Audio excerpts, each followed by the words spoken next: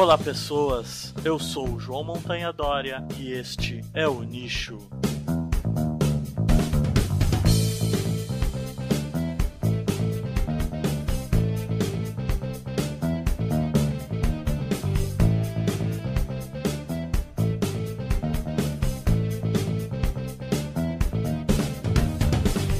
É isso aí, chegando aqui para mais um episódio do Nicho Podcast, dessa vez com um micronicho, e neste episódio nós vamos falar sobre a evolução biológica. Evolução biológica que é por muitos considerado o conceito mais importante de toda a biologia, aquele conceito sem o qual a biologia não faz sentido, né? Nós temos a clássica frase de Theodosius Dobzhansky, um dos grandes teóricos da evolução do século XX, que diz: nada na biologia faz sentido exceto a luz da evolução. Então a evolução ela está englobada em praticamente todas as áreas da biologia. A gente tem reflexos do pensamento evolutivo nas teorias que explicam as mais diversas facetas biológicas. Dessa forma, nesse episódio nós vamos falar do conceito de evolução biológica apenas. Nós não vamos entrar em detalhes sobre os mecanismos da evolução, né? Isso a gente vai falar num outro episódio. Então a gente chega para falar sobre a evolução daqui a pouquinho na sequência depois do escaninho.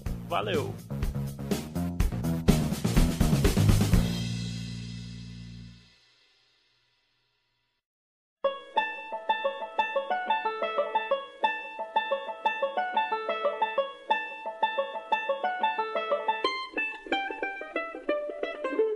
Muito bem, chegando aqui para o escaninho do Nicho Podcast, a gente vai dar os nossos recados tradicionais para vocês. Não deixem de seguir a gente nas redes sociais, facebook.com/onichopodcast, e eu, Montanha Dória, no Twitter, @Montanha Dória, assim como a página da Explora Magazine, nossa parceira aqui de sempre, facebook.com/Explora Magazine. A gente pede que vocês entrem em contato com a gente, seja no nosso site, onichopodcast.wordpress.com, seja na nossa página do Facebook, seja por nosso e-mail, onichopodcast@gmail.com. Conte-nos o que vocês estão achando dos nossos programas, dos nossos episódios. A gente quer sugestões de você, ouvinte, sobre que tema que você quer que a gente aborde aqui no Nicho, seja em alguma área de pesquisa que você tem interesse que a gente entreviste alguém nos nossos episódios regulares do Nicho Podcast, ou então aqui no Micronicho, algum tema, algum conceito importante que você acha que mereça que a gente faça um programa sobre ele e tenha uma explicação um pouco mais simples, didática, abrangente, sei lá como você chama isso que a gente faz aqui pra você. A gente pede que você assine nosso feed, feeds.feedburner.com/onicho, seja no agregador de sua preferência, no celular ou no iTunes. Deixe lá sua avaliação pra gente também, né? E não deixe de assistir nosso canal no YouTube também, que a gente coloca todos os episódios do Nicho por lá pra você aprender. A gente pensa em, talvez em algum momento, criar uma atração em vídeo também pra movimentar um pouco mais o canal. Este é o nosso 12º programa, o 12º episódio oficial do Nicho, né? A gente não conta na numeração. O episódio 0 é o episódio piloto com o Chuck, né? Então o episódio 12, o episódio que a gente fecha o ciclo de um ano. Mês que vem, então, a gente completa um ano de podcast e a gente vai ter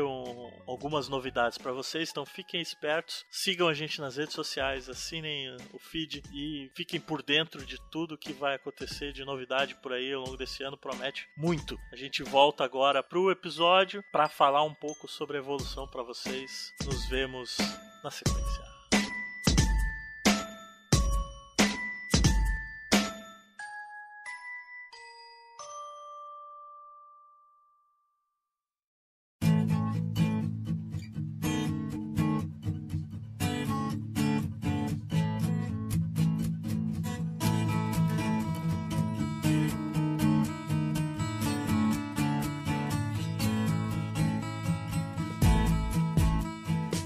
Chegando então para falar um pouco sobre evolução para vocês, esse que é o conceito talvez mais importante da história da biologia, um conceito revolucionário que mudou paradigmas em toda a sociedade humana e que é parte central de praticamente todas as teorias biológicas, né? A gente precisa entender a evolução para entender a ecologia, para entender a genética, para entender a biogeografia, para entender um monte de coisas que são reflexos da história do planeta. A história do planeta, biologicamente falando, é a história evolutiva do planeta. Então, quando a gente fala em evolução no vernáculo popular, a gente está falando de alteração e crescimento. Eu preciso evoluir nos meus conhecimentos, então eu preciso progredir, né? Processo de alteração sempre para melhor, né? E a evolução biológica não é isso. Então, se a gente olha o dicionário, a gente vai ter uma série de explicações sobre o que significa evolução. Então, pegando o dicionário, a gente tem a ação, processo, o efeito de evoluir. A gente tem, como segundo, a transformação e mudança contínua, lenta e gradual, em que certas características ou estados mais simples tornam-se mais complexos, mais desenvolvidos e aperfeiçoados. Desenvolvimento, progresso. E aí, quando a gente chega na biologia, eu estou lendo aqui definições do dicionário Michaelis, processo pelo qual todo organismo vivo se modifica em uma série de mudanças gradativas. Ou teoria evolucionista biológica de Charles Darwin, naturalista inglês, que admite a transformação progressiva das espécies por mutação ou seleção natural, darwinismo, né? Então, no vernáculo popular, evolução é sinônimo de darwinismo. O que, biologicamente falando, o conceito biológico efetual, isso não é verdade. Darwinismo é uma teoria para explicar os mecanismos pelo qual a evolução ocorre. A evolução não é o darwinismo. Existem outras teorias para explicar os mecanismos da evolução, né? Então você vê que em praticamente todas elas a gente tem uma questão de progresso, basicamente, que é uma coisa mudando gradualmente, passo a passo, para um ponto aperfeiçoado, melhor, né? E isso, biologicamente falando, não é verdade, né? A evolução, a gente diz que ela não tem um objetivo, ela não é progressista, ela não tem o sentido definido. A evolução, ela ocorre não ao acaso, mas ela ocorre sem uma direção definida. Ela pode ocorrer para qualquer lado, para qualquer direção. A evolução tanto pode fazer com que uma espécie ganhe novas características morfológicas ou fisiológicas, como perca características também. O processo evolutivo pode levar com que um organismo deixe de produzir uma determinada enzima, ou ele passe a produzir uma outra determinada enzima num outro processo evolutivo. Então a evolução não necessariamente vai levar a um ganho de alguma coisa, ela pode levar à perda de alguma coisa. Um exemplo clássico disso são os parasitas intestinais, que muitos deles perderam seu sistema digestivo, tiveram seu sistema digestivo, digestório, que você preferir chamar, atrofiado com o passar da evolução, porque eles estão ali absorvendo diretamente os nutrientes de um sistema digestivo que já está fazendo o trabalho por eles. Então, naquele momento, não foi por causa disso que eles perderam o sistema digestivo, não tem uma causa e efeito, mas eles com certeza conseguiram sobreviver sem um sistema digestivo, porque o modo de vida deles estava intimamente ligado a viver dentro do tubo digestivo de um outro organismo. Agora, tirando a definição do dicionário, que tem muito a ver com progresso, quando a gente esquece o conceito de evolução, da palavra evolução, e passa a pegar o conceito científico da evolução biológica, a gente tem uma definição bem diferente, não bem diferente, mas diferente, bem mais elaborada, e que vai trazer, então, mais efetivamente o que realmente é evolução. E eu vou ler para vocês aqui agora. O conceito de evolução está definido por Futuyma no livro-texto mais comum que a gente encontra em cursos de evolução por aí, que é a biologia evolutiva, em que ele define evolução em um sentido amplo, a origem de entidades possuindo diferentes estados de uma ou mais características e as mudanças em suas proporções ao longo do tempo. Evolução orgânica ou evolução biológica é a mudança ao longo do tempo das proporções de organismos individuais, diferindo geneticamente em uma ou mais de suas características. Tais mudanças expressam-se através da origem e subsequente alteração da frequência de alelos ou genótipos de geração para geração dentro de populações, pela alteração das proporções de populações geneticamente diferenciadas de uma espécie ou pelas mudanças no número de espécies com diferentes características, alterando desse modo a frequência de um ou mais características em um táxon superior. Então, Futuyma, quando define evolução, ele define evolução, claro, baseando-se na teoria vigente, mais suportada por ele e pela maioria dos cientistas, que é a questão da nova síntese moderna da evolução, que engloba a genética, engloba uma série de conceitos modernos que não existiam quando a teoria de que a evolução biológica realmente acontece tomou forma e começou a ser efetivamente difundida amplamente e aceita no meio acadêmico e depois na sociedade de um modo geral no século XIX. Então, quando ele fala que a evolução biológica é mudança ao longo do tempo, ela é uma mudança ao longo do tempo das variações dentro dos organismos, das proporções das características, de como elas se desenvolvem por ali, se separam por ali. Então, quando a gente tem que a evolução é mudança, a evolução em si não é a mudança da característica. A mudança da característica, ela surge por mutação, por alguma outra questão que não vem ao caso. A questão é, a evolução ela precisa ser passada adiante, herdada ao longo de gerações. E esse é o grande ponto. Porque eu, quando nasci, eu era muito diferente do que eu sou hoje, né? Eu cresci, eu me desenvolvi. Essa questão ontogenética do desenvolvimento do indivíduo, ela não é evolução biológica. A evolução biológica é alterações ao longo de gerações. Então, são alterações, mudanças que são herdáveis. Então, a evolução tem uma relação direta com hereditariedade. E esse era um ponto central que diferia da teoria darwinista para as propostas anteriores, que era essa questão da hereditariedade ao longo de toda a cadeia evolutiva, né? Então, quando a gente pensa em evolução, a gente pensa em mudança, mas a gente não pensa em progresso. A evolução, ela não tem um sentido, ela não tem um objetivo. E esse é um ponto central que só foi quebrado efetivamente quando a gente chega na publicação da Origem das Espécies por meio de seleção natural do Charles Darwin, que é o que a gente vai falar na sequência um pouco do histórico do pensamento evolutivo.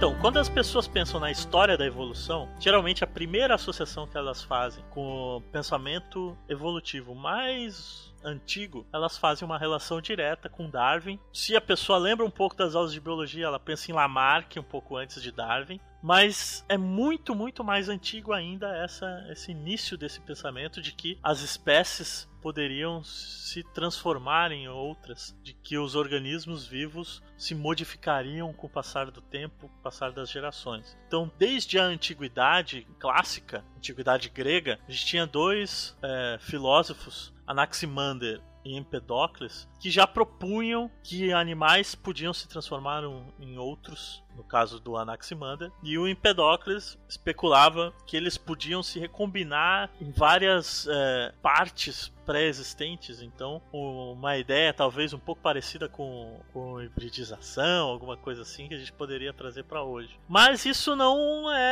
foi perdido, principalmente com a influência de Platão, que era absolutamente fixista, de que as espécies não se mudavam, e tinha a ideia depois de Aristóteles da escala natural, né, em que a gente tinha uma organização cada vez mais complexa dos organismos, chegando no ápice do ser humano, né, mas isso pressupunha um ponto em que nada mais se modificava. Depois que chegava naquele ponto, aquela espécie não se modificava mais, nesse sentido. Então, ainda assim, era uma ideia fixista. Isso permaneceu durante muito tempo, até a gente chegar no Renascimento e no desenvolvimento efetivo da ciência ciências naturais, né? Chegando ali século XVI, XVII, XVIII, XIX, onde a gente teve então o conhecimento de que a humanidade não era o centro do universo, né? E aí a gente teve algumas descobertas que levaram a amadurecer essa ideia de que o mundo não era estático, não era fixo no tempo e de que ele sempre foi assim desde uma criação, né? Desde que ele surgiu. Então quando a gente chega no final do século XVIII, a gente tem o filósofo francês Georges-Louis Leclerc, ou Conde de Buffon, que foi um grande naturalista da sua época e que trouxe então para ciências naturais uma ideia muito revolucionária, digamos assim, de que as coisas mudavam efetivamente e que as espécies surgiam a partir de geração espontânea, mas elas surgiam numa forma primordial, numa forma basal. E conforme elas mudavam de lugar para lugar com ambientes distintos, elas se modificavam para responder a esses ambientes distintos. E, por exemplo, um gato ancestral original dava origem a todos os felinos, leões, tigres, pumas, de acordo com o ambiente que ele está. Então, é um início de pensamento, de modificação com descendência, mas ainda assim parte de um pressuposto de que você tem um limite para como essa mudança, essa transformação acontece. Então, você não vai fugir muito daquele molde inicial, mas você vai conseguir multiplicar as variantes desse molde original de acordo com as pressões do ambiente.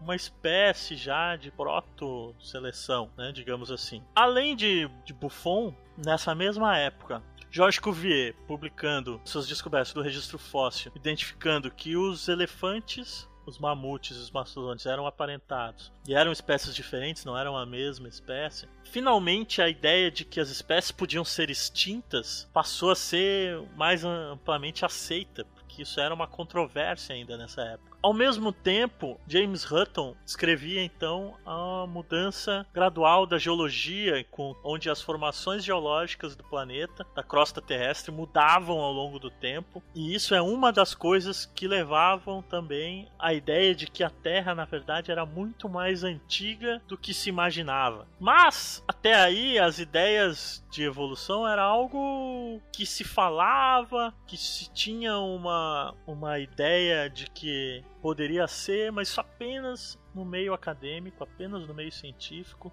né? E era amplamente refutada por ideias teológicas, no caso. E a primeira, efetivamente, teoria que veio propor uma forma de como as espécies realmente se modificavam, então, foi quando o naturalista francês Jean-Baptiste Pierre-Antoine de Monet, o Chevalier de Lamarck, traz, então, a sua teoria de como as espécies evoluem.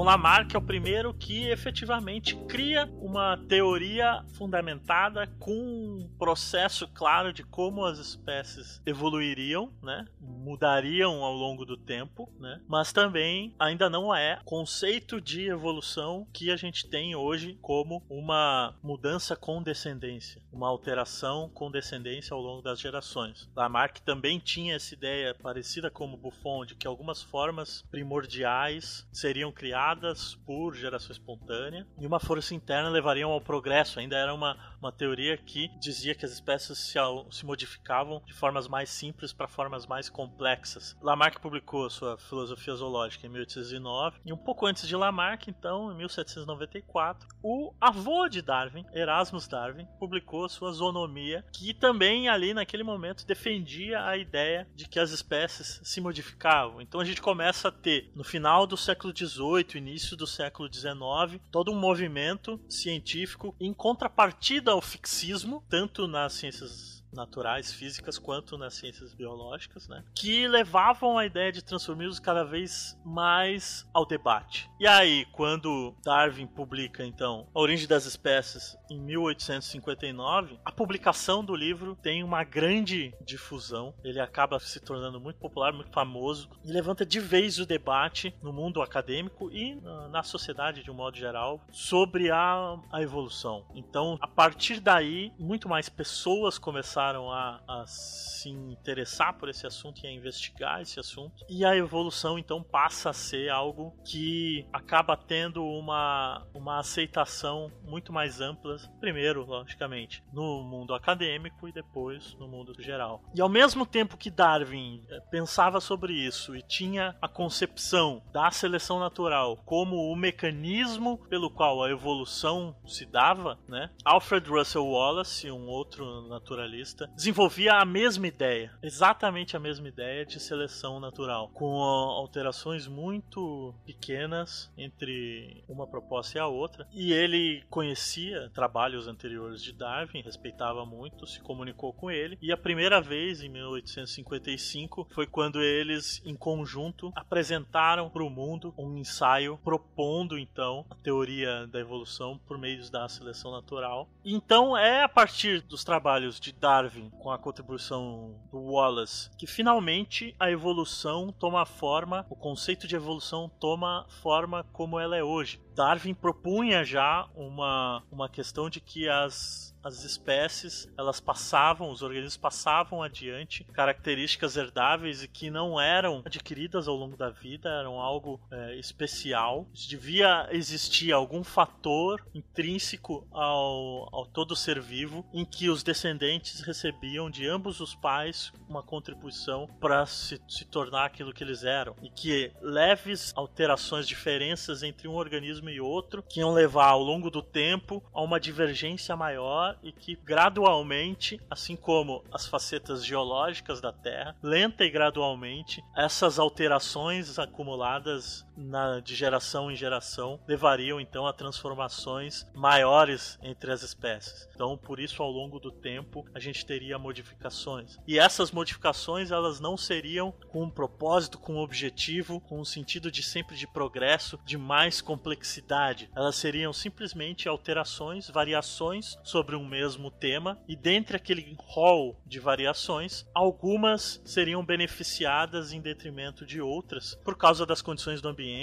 condições de comportamento, enfim, a seleção natural agindo, o que faria com que essas variantes que tivessem um pouco vantagem se reproduziriam mais do que as outras e, portanto, continuariam. E a partir desse trabalho da origem das espécies, a gente tem então finalmente a definição efetiva de ancestralidade comum entre todas as espécies do planeta, onde dos primórdios da vida, através das forças das pressões evolutivas, toda a diversidade da vida na Terra surgiu. Então, isso deixa de exigir uma intervenção divina, de algo maior, de um criador, para explicar a diversidade da vida na Terra, e é efetivamente então a primeira teoria evolutiva totalmente mecanicista, né? Quando a gente chega nesse ponto, depois de muita briga, de muita discussão, de muita tentativa de contradizer as teorias, as evidências em favor da hipótese de que as espécies mudam com o passar do tempo, e que essa mudança ela é uma mudança que tem relação com a ancestralidade, uma alteração de geração em geração que é passada aos descendentes. Conforme o passar do tempo, essa proposta, essa hipótese passa a ser aceita, passa a ser corroborada por uma gama imensa de evidências, né? E passa a ser então, mais do que uma hipótese, uma teoria. E hoje em dia a gente tem provas irrefutáveis de que a evolução é uma verdade, é uma lei biológica, e a gente tem então um fato científico de que as espécies evoluem ao longo do tempo, uma mudança com descendência.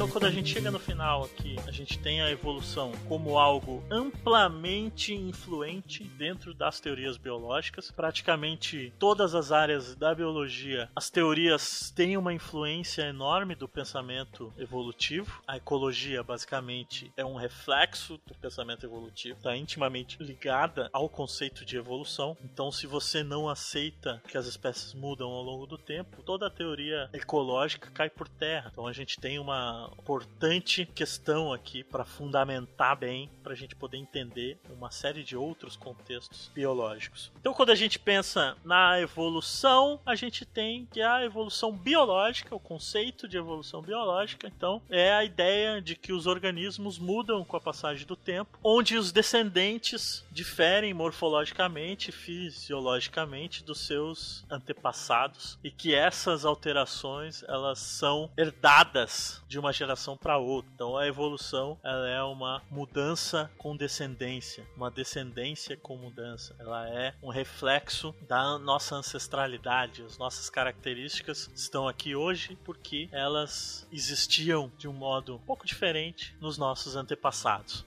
No post desse programa você vai ter algumas sugestões de material para ser lido, visto, ouvido, como você desejar. A gente vai ter algumas sugestões de alguns materiais muito importantes. O livro do Futuima é uma base fenomenal para quem já tem um conhecimento de biologia e quer aprofundar bastante na biologia evolutiva. Ele é o livro-texto de uma série de universidades por aí para as questões de evolução, né? Vou deixar um livro muito legal também da editora da Unesp, que eu tenho, muito bom, fininho, pequenininho, muito bacana, fala bastante disso daí. E eu vou deixar questões no site da Berkeley, que é muito legal, tem Berkeley University, muito legal, tá em inglês, mas é bacana. E eu recomendo a todos para assistir o episódio 2 do Cosmos, que fala de evolução, que é muito legal também, principalmente pela parte visual, né? Então a gente encerra por aqui. Eu agradeço a você que me aguentou até este momento. A gente se vê no mês que vem, no próximo episódio do Nicho Podcast, nosso episódio de aniversário, né? A gente vai estar completando finalmente 1 ano e novidades esperam vocês lá. Compartilhem esse episódio com seus amigos, com seus colegas, passem a palavra adiante.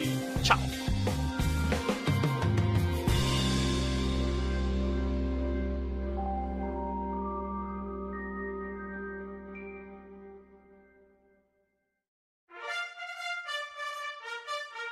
Esse podcast, se não pode, diz... Dá pra melhor, com certeza. Que ia mudar melhor, já tava bom. Diz que ia mudar pra melhor, não tava muito bom. Tava meio ruim também, tava ruim. Agora parece que piorou.